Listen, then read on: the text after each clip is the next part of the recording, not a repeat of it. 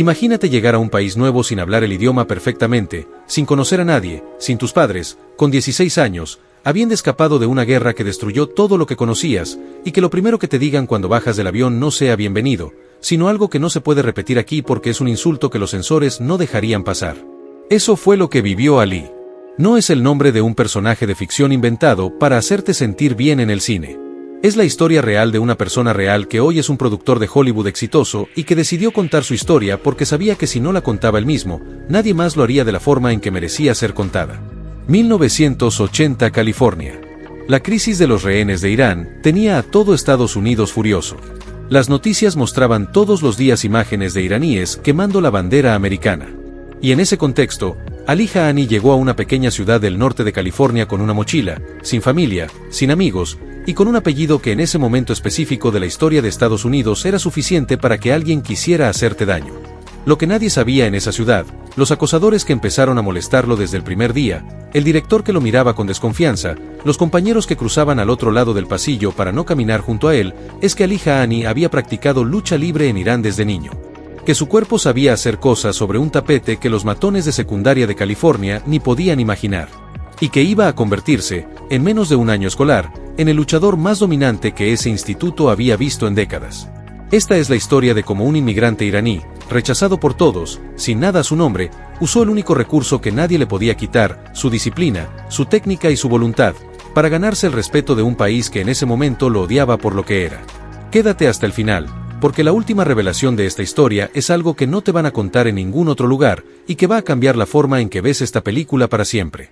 Antes de continuar, si todavía no te has suscrito a este canal, hazlo ahora. No es solo un número. En YouTube, cada suscripción es una señal directa al algoritmo de que este tipo de contenido merece existir y llegar a más personas. Sin suscripciones, sin campanita activada, el trabajo que hay detrás de este video simplemente no llega a nadie. Suscríbete, dale like, y si quieres apoyar el canal de forma directa, usa el botón de Super Thanks que está justo debajo del video. Cualquier contribución, por pequeña que sea, va directo a que sigamos haciendo esto. Y si no puedes apoyar económicamente, sin problema, al final del video, deja en los comentarios qué fue lo que más te sorprendió de esta historia. Eso también nos ayuda muchísimo. Vamos. Para entender a Ali Jaani, tienes que entender primero de dónde venía.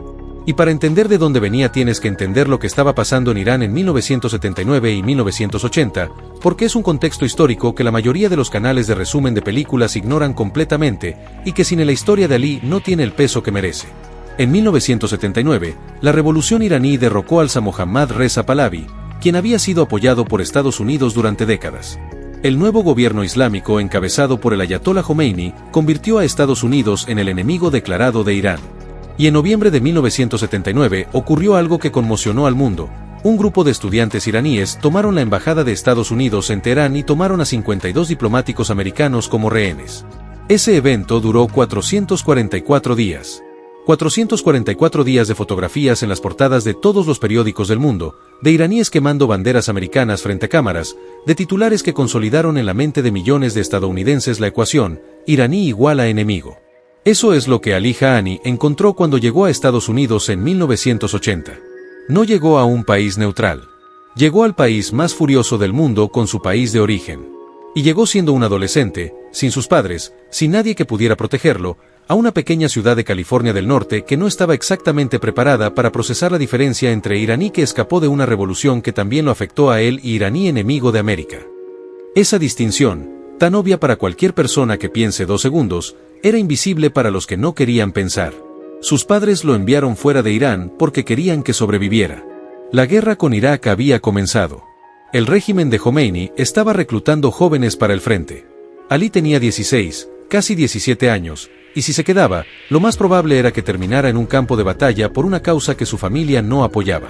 Así que lo sacaron del país de la única forma posible, de contrabando. Literalmente. Lo metieron en la parte trasera de un vehículo, lo cruzaron por la frontera de forma clandestina, y le pusieron en la mano un pasaporte y la dirección de un tío que vivía en Petaluma, California. Sin ceremonia. Sin despedida larga. Con la premura de quien sabe que el tiempo es un lujo que no puede darse. Al llegar a California, Ali descubrió que el tío Hafez, lejos de ser el refugio afectuoso que había imaginado, era un hombre consumido por sus propios problemas. Hafez tenía un negocio propio en Petaluma, y la crisis de los rehenes había destruido ese negocio. Sus clientes americanos lo miraban con desconfianza. Algunos directamente le habían dejado de comprar. El estigma de ser iraní en esa ciudad en ese momento le estaba costando su sustento. Y ahora su sobrino, otro iraní, llegaba a vivir con él y a multiplicar el problema. La bienvenida de Hafez fue fría. No cruel en el sentido de la maldad deliberada, sino fría en el sentido de quien está tan abrumado por su propia supervivencia que no tiene espacio emocional para acoger a nadie más. Le dijo a Ali, casi desde el primer día, que esa situación era temporal, que tendría que encontrar la forma de sostenerse solo o volver a Irán. El mensaje fue claro: aquí no hay un hogar esperándote. Solo una dirección temporal y la expectativa de que arregles tu propio desastre. Ali llegó a la escuela secundaria de Petaluma el primer día con esa carga encima. Sin amigos, sin familia real, con un tío que no lo quería y con un país entero que, en ese momento histórico específico, tenía razones políticas para desconfiar de él. Y los acosadores, como siempre hacen los acosadores, encontraron en su vulnerabilidad una oportunidad. El acoso fue inmediato. Insultos raciales que no voy a repetir aquí, pero que cualquiera puede imaginar. Empujones en los pasillos. Compañeros que se negaban a sentarse junto a él. Profesores que miraban hacia otro lado. Y el director, interpretado con una complejidad incómoda por Jon Voight, un hombre que no era exactamente hostil con Ali, pero que tampoco estaba dispuesto a protegerlo si esa protección le costaba problemas con los demás estudiantes y con sus padres. Ali estaba solo. Pero Ali no estaba indefenso. Y esa diferencia iba a cambiarlo todo. La primera vez que Ali Jahani vio lucha libre americana en la escuela, algo en él reconoció algo familiar. La lucha grecorromana tiene raíces antiguas en Irán. La tradición del Barse Sebastani, el deporte ancestral persa, incluye formas de lucha cuerpo a cuerpo que llevan siglos practicándose. Ali no llegó a California como un principiante total. Llegó con un cuerpo que ya había aprendido a pelear, con una disciplina física que había desarrollado desde niño, y con una comprensión instintiva del control, el equilibrio y la técnica que la mayoría de los luchadores americanos de secundaria simplemente no tenían. Pero antes de llegar al tapete, Ali intentó encajar de otras formas. Primero el básquetbol. Desastre. No era su deporte, no conocía las reglas americanas con fluidez, y el rechazo de sus compañeros era tan palpable que ni el deporte podía disimularlo. Luego el fútbol americano. Otro desastre. Ali no había crecido viendo la NFL. Las reglas, el equipo, el lenguaje del campo, todo era extraño. Y los compañeros que podrían haberlo ayudado a adaptarse preferían ignorarlo o humillarlo. Entonces llegó el día en que Ali se coló en el gimnasio donde el equipo de lucha libre practicaba. Y el entrenador Plyler lo vio. El entrenador Plyler es uno de los personajes más interesantes de esta historia porque no es el héroe que uno espera. Interpretado por William Fichtner, Plyler era un veterano de Vietnam reconvertido en pacifista, un hombre que había visto demasiada violencia real para entusiasmarse con ninguna forma de agresión, y que sin embargo entrenaba a un equipo de lucha libre en una escuela secundaria de California. Un equipo que, por cierto, no era exactamente el orgullo del distrito. El equipo de lucha de la escuela era mediocre. Perdía más de lo que ganaba. Y Plyler lo sabía. Cuando vio a Ali ese día en el gimnasio, no vio de inmediato a un campeón. Vio a un chico diferente. Un chico que se movía de una manera que no correspondía al perfil típico del estudiante de California. Y le dio una oportunidad. No por generosidad inmediata. Por curiosidad. Lo que pasó en esa primera sesión de prueba fue lo que siempre pasa cuando alguien con habilidades ocultas se enfrenta a personas que creen que lo conocen de antemano. Ali sorprendió a todo el mundo. No barrió el tapete con nadie en ese primer día. Eso sería demasiado cinematográfico incluso para una historia real.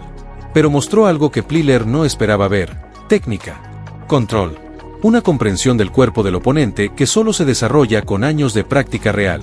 Y Plyler tomó una decisión que iba a cambiar el rumbo de la historia de esa escuela, de ese equipo, y de la vida de Ali. Lo puso en el equipo. Esa decisión no fue bien recibida. El acosador principal de la historia, Rowan Knox, interpretado por Kevin G. Smith, era también miembro del equipo de lucha. Knox era el tipo de persona que existe en todas las escuelas del mundo, popular gracias a la intimidación, respetado gracias al miedo, y profundamente amenazado por cualquier persona que cuestionara su posición de dominio sin siquiera intentarlo deliberadamente. Ali no llegó al equipo queriendo desafiar a Knox. Ali llegó al equipo porque necesitaba un lugar donde pertenecer. Pero su mera existencia en ese espacio era, para Knox, una provocación. La dinámica que se estableció es una que la película muestra con honestidad incómoda. Knox no era estúpido. Sabía que en el tapete no podía simplemente golpear a Ali sin consecuencias. Así que el acoso tomó otras formas. Comentarios en los vestuarios. Presión sobre los otros miembros del equipo para que excluyeran a Ali socialmente. Sabotaje sutil de su integración. El tipo de bullying que los adultos raramente ven porque saben cómo hacerlo invisible. Mientras tanto, algo estaba pasando en paralelo que nadie en esa escuela había calculado. Ali estaba mejorando. Rápido. La combinación de su formación previa en Irán y el entrenamiento estructurado de Plyler estaba produciendo resultados que nadie había predicho. Ali no era el luchador más fuerte del equipo. Tampoco el más rápido. Pero tenía algo que los demás no tenían. Una capacidad de leer al oponente que venía de años de práctica en una tradición diferente. Veía los movimientos antes de que ocurrieran. Anticipaba. Y en la lucha libre, anticipar es casi todo. Aquí necesitamos hacer una pausa en la narrativa deportiva. Porque esta historia no es solo una historia de lucha libre. Es una historia sobre lo que le pasa a un ser humano cuando el contexto político de su época lo convierte en el chivo expiatorio de la furia de todo un país. Y ese es el ángulo de American Wrestler que la mayoría de los análisis no profundizan lo suficiente. 1980 en Estados Unidos no era solo un año de política internacional complicada. Era un año en que el odio hacia los iraníes en suelo americano había alcanzado niveles que hoy serían noticia internacional constante. Hubo ataques físicos contra iraníes en varias ciudades americanas. Negocios de dueños iraníes fueron vandalizados. Estudiantes universitarios iraníes fueron deportados en masa bajo la administración Carter como medida de presión diplomática. El discurso político de ambos partidos competía por ver quién sonaba más duro contra Irán. Y en ese contexto, un adolescente iraní en una escuela pública de California no era solo el chico nuevo. Era el representante involuntario de todo lo que esa comunidad odiaba en ese momento. Esto tiene consecuencias psicológicas que la película muestra con una precisión que merece ser nombrada explícitamente. Ali no podía simplemente dejar de ser iraní para escapar del problema. No podía cambiar su apellido de un día para otro. No podía modificar su acento, su apariencia, su historia. Cada vez que alguien le preguntaba de dónde era, había una decisión imposible: mentir y cargar con la mentira, o decir la verdad y enfrentar lo que seguía. Esta presión constante de tener que gestionar tu identidad en un entorno hostil es algo que los estudios sobre inmigración llaman estrés de aculturación. No es solo tristeza o nostalgia. Es un estado de alerta permanente. Un cálculo constante de cada interacción social. ¿Este espacio es seguro para mí? ¿Esta persona me va a tratar diferente cuando sepa de dónde vengo? ¿Cuánto me cuesta ser honesto sobre quién soy? Ali lo vivía todos los días. Y lo vivía solo, sin sus padres, con un tío que tenía sus propias batallas, en un país donde el idioma todavía no era completamente suyo. Ahora bien, aquí está el punto más polémico de la historia, el que genera más debate cuando la gente habla de esta película. ¿Qué responsabilidad tenían los adultos de esa escuela? El director Skinner, interpretado por Jon Voight, sabía lo que estaba pasando. No era un personaje malvado en el sentido clásico. Era un hombre del sistema. Un administrador que entendía que había tensión, pero que priorizaba la paz institucional sobre la justicia individual. Cada vez que Plyler quería defender a Ali de forma más agresiva, Skinner lo frenaba. No porque quisiera que Ali sufriera, sino porque tenía miedo de las consecuencias de ponerse abiertamente del lado de un inmigrante iraní en un momento en que hacerlo podía costarle su posición. Eso es cobardía institucional. Y la película no la disculpa. Muestra con claridad que la indiferencia de las personas con poder frente al sufrimiento de los vulnerables no es neutralidad. Es una forma de complicidad. El entrenador Plyler, por su parte, representa el otro polo. Un hombre que también tenía sus limitaciones, que también estaba navegando un sistema que no le facilitaba las cosas, pero que tomó una decisión personal de ver a Ali como un ser humano cuando todo el contexto le decía que no se molestara. La relación entre Plyler y Ali es el corazón emocional de la película. No es una relación sin tensiones. Plyler era un hombre de pocas palabras, que había visto demasiado para ser fácilmente sentimental. Pero poco a poco, en el tapete, en los entrenamientos, en esas conversaciones cortas y densas que tienen los hombres que no saben bien cómo hablar de lo que realmente importa, se construyó algo real. Plyler vio en Ali lo que él había visto en muy pocos luchadores en su carrera, la combinación de talento físico y fortaleza mental que produce campeones. Y Ali vio en Plyler lo que más necesitaba en ese momento, un adulto que creyera que él podía. Y mientras todo esto ocurría, el tío Hafez fue teniendo su propia transformación. Cuando descubrió que Ali había entrado al equipo de lucha y que estaba ganando, algo cambió en él. No de golpe, no de forma dramática, sino de la manera en que cambian las cosas reales. Gradualmente, a través de orgullo acumulado. Hafez comenzó a entrenarlo también. La tradición iraní de lucha que ambos compartían se convirtió en el puente que los conectó. Y eso dijo algo importante, que a veces las personas que parecen no querer ayudarte no es que no quieran. Es que están tan enterradas en su propio dolor que no tienen todavía la capacidad de darte algo que ellos mismos no han encontrado. El momento en que Ali Jaani dejó de ser el blanco fácil y se convirtió en una amenaza real no ocurrió en un gran torneo. Ocurrió en un entrenamiento ordinario, en un gimnasio ordinario, cuando Nox decidió que era el momento de demostrar de una vez por todas quién mandaba en ese tapete. Nox había subestimado a Ali desde el principio porque el prejuicio funciona exactamente así.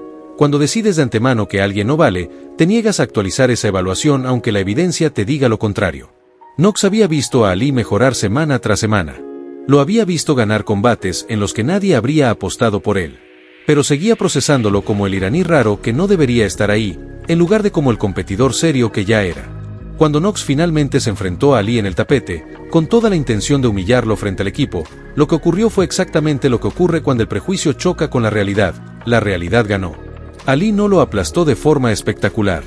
No fue una de esas escenas de película donde el héroe humilla al villano en 30 segundos. Fue una pelea real, donde la técnica de Ali y su capacidad de mantener la calma bajo presión fueron gradualmente superando la fuerza bruta y la rabia de Nox. El resultado fue lo que es el resultado en la lucha libre cuando uno sabe más que el otro y no se deja llevar por las emociones. Ali ganó. No con facilidad. No sin que Nox lo pusiera a prueba. Pero ganó. Y ese momento en el gimnasio, frente a los compañeros de equipo que habían sido testigos del acoso durante meses, fue el punto de inflexión. Porque los seres humanos respetan lo que no pueden ignorar. Y ya era imposible ignorar a Ali Jaani. Las victorias en los torneos comenzaron a llegar. No inmediatamente, no sin tropiezos, porque la historia real de Ali Afzar tampoco fue un camino recto de victoria en victoria. Hubo derrotas. Hubo momentos de duda. Hubo noches en que la distancia de su familia y el peso de estar completamente solo en un país extraño pesaban más que cualquier logro deportivo. Pero la dirección general era inequívoca. Ali Jaani era mejor que casi todos los luchadores de su categoría en esa región de California. Y eso empezó a ser imposible de ignorar incluso para quienes más querían hacerlo. El director Skinner, que había sido la encarnación de la prudencia institucional cobarde, comenzó a enfrentar una presión diferente, la de los resultados. Porque en el mundo de las escuelas secundarias americanas, los resultados deportivos tienen un peso político interno enorme. Un equipo que gana cambia la percepción de todo. Y cuando el equipo de lucha de esa escuela, que históricamente perdía más de lo que ganaba, comenzó a ganar de forma consistente gracias principalmente a un luchador iraní al que todos habían querido excluir, la narrativa que Skinner podía contar sobre su escuela cambió radicalmente. Aquí está uno de los momentos más interesantes y más polémicos de la historia, el punto en que el sistema que había ignorado o frenado a Ali comenzó a beneficiarse de Ali. Skinner no se convirtió repentinamente en un defensor de la diversidad. No tuvo una gran epifanía moral. Simplemente descubrió que Ali era útil. Y esa es quizás la crítica más aguda que la película hace al sistema educativo, y por extensión a muchos sistemas, que la inclusión genuina raramente viene de una transformación ética. Con frecuencia viene de que la persona excluida demuestra ser tan valiosa que excluirla deja de ser conveniente. Eso no es justicia. Eso es pragmatismo. Y la diferencia importa. Para Ali, sin embargo, el pragmatismo de los adultos era secundario. Lo que importaba era que en el tapete había encontrado algo que California no le había querido dar de ninguna otra forma, un espacio donde lo que él traía desde Irán, su técnica, su disciplina, su formación, era una ventaja y no un estigma. En el tapete, ser iraní no era un problema.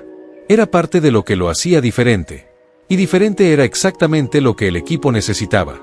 La chica de la historia, Christy Larsen, interpretada por Liamari Johnson, añade otra capa de complejidad.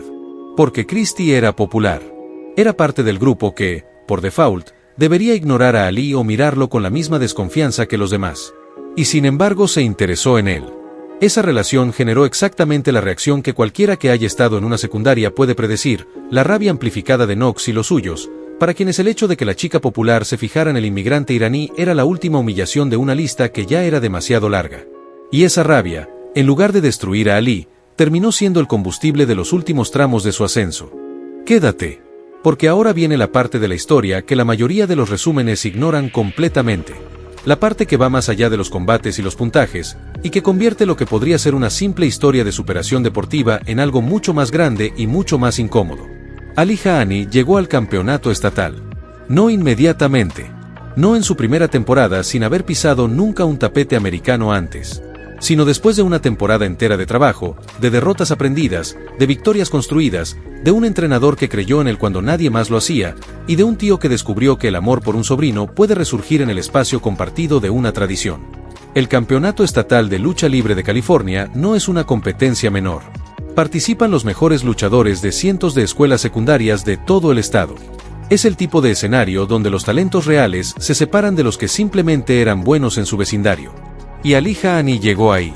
Un chico que había escapado de una guerra, que había sido rechazado por su tío, acosado por sus compañeros, ignorado por las instituciones que debían protegerlo, y que habló 3 idiomas mientras los que lo insultaban apenas dominaban uno. Aquí está algo que la película muestra pero que la mayoría no para analizar, la composición del equipo que Ali ayudó a construir. Porque Ali no ganó solo. Nadie gana solo. Lo que Plyler construyó en esa temporada fue un equipo donde Ali fue el detonante de algo más amplio, la creencia colectiva de que ese equipo podía ganar. Y eso, en un equipo deportivo, lo cambia todo. El fenómeno psicológico de un luchador externo que llega a un equipo mediocre y eleva el estándar del grupo entero es algo que se documenta en la psicología del deporte con regularidad. Cuando un individuo demuestra consistentemente que el nivel esperado de excelencia es más alto de lo que el grupo creía, el grupo o sube a ese nivel o se queda atrás. El equipo de esa escuela, mayoritariamente, subió. Y ahora, la revelación que prometí. La que hace que esta historia resuene mucho más allá de los títulos deportivos. La película se llama American Wrestler, The Wizard. Y ese apodo, el mago, no es solo una referencia a las habilidades técnicas de Ali en el tapete. Es una referencia a algo que la persona real en la que está basado el personaje, Ali Afzar, ha explicado en entrevistas, que la única forma en que un inmigrante sin recursos, sin conexiones y sin el respaldo del sistema puede sobrevivir en un entorno hostil es siendo más inteligente, más disciplinado y más creativo que todos los demás. No más fuerte. No más rico. Más inteligente. Ali Afzar, el productor de cine que hoy tiene una carrera exitosa en Hollywood, llegó a California exactamente como la película lo muestra. Y tomó la decisión de producir esta película no para contar una historia de venganza ni para demostrar que los acosadores merecían lo que les pasó. La tomó para decirle algo específico a todos los inmigrantes que están viviendo ahora mismo lo que él vivió entonces, que el país al que llegaste puede odiarte hoy y necesitarte mañana. Que lo que traes de donde vienes no es una debilidad. Que la disciplina que te formó en tu cultura de origen no desaparece cuando cruzas una frontera. Que la identidad que intentan hacerte avergonzar es exactamente la misma identidad que te va a llevar a donde ellos nunca llegaron. Eso es lo que hace que esta película sea perturbadora en el mejor sentido posible. Porque no te deja cómodo ni si eres el inmigrante, ni si eres el que acosa, ni si eres el sistema que miró para otro lado. Le dice algo a cada uno. Al inmigrante le dice, lo que eres es suficiente. Al acosador le dice, lo que haces revela más de tus propias inseguridades que de la debilidad de tu víctima. Al sistema le dice, la indiferencia tiene consecuencias, y no siempre puedes beneficiarte de quien ignoraste sin pagar un precio moral por haberlo ignorado. Y ahora la pregunta que quiero que te lleves contigo. La que no tiene respuesta fácil pero que merece ser hecha, ¿cuántos Ali Jaani hay en el mundo ahora mismo que nunca van a tener la oportunidad que Ali tuvo? ¿Cuántos inmigrantes con talento excepcional, con habilidades que sus países de acogida no pueden ver porque están demasiado ocupados rechazándolos, terminan en una callejón sin salida no porque no tuvieran lo que hacía falta sino porque nunca apareció un entrenador Plyler que les dijera que sí? La historia de Ali Jaani no es inspiradora porque es excepcional. Es inspiradora porque muestra el potencial que el rechazo sistémico destruye todos los días en personas que nunca van a tener un documental sobre ellas. Y eso, si lo piensas bien, no es una razón para sentirte bien al final del video. Es una razón para sentirte incómodo. Y la incomodidad, cuando viene de una historia real como esta, es la única reacción que merece tener. Si llegaste hasta aquí, de verdad gracias. Esta no es una historia fácil de contar ni de escuchar. Tiene capas que van mucho más allá del deporte, mucho más allá del bullying escolar, y que conectan con cosas que siguen pasando en el mundo de hoy. Si este video te hizo pensar, si en algún momento de los últimos 30 minutos algo te incomodó, te sorprendió o te hizo ver algo que no habías considerado antes, comparte el video. Mándalo a alguien que creas que necesita esta historia. Porque las historias como la de Ali Jaani merecen más audiencia que la que el algoritmo les da por defecto. La suscripción a este canal es literalmente lo que decide si seguimos existiendo en YouTube. El algoritmo favorece a los canales con suscriptores activos y comprometidos. Si todavía no te has suscrito, hazlo ahora. Es gratis. Es rápido. Y marca una diferencia real para nosotros. Dale like al video, activa la campanita para no perderte los próximos, y si quieres ir más allá, usa el Super Thanks debajo del video para apoyar el canal directamente. Cada contribución cuenta y va directo a producción. Y si no puedes apoyar económicamente, perfecto, sin ningún problema, lo que sí puedes hacer es esto. En los comentarios, cuéntanos qué fue lo que más te sorprendió de la historia de Ali Jaani. ¿Fue el contexto histórico de la crisis de los rehenes? ¿Fue la frialdad del tío al principio? ¿Fue la revelación de que es una historia completamente real? ¿O fue algo más de lo que hablamos hoy? Leemos todos los comentarios. El próximo video ya está en camino. Y va a valer la pena quedarse.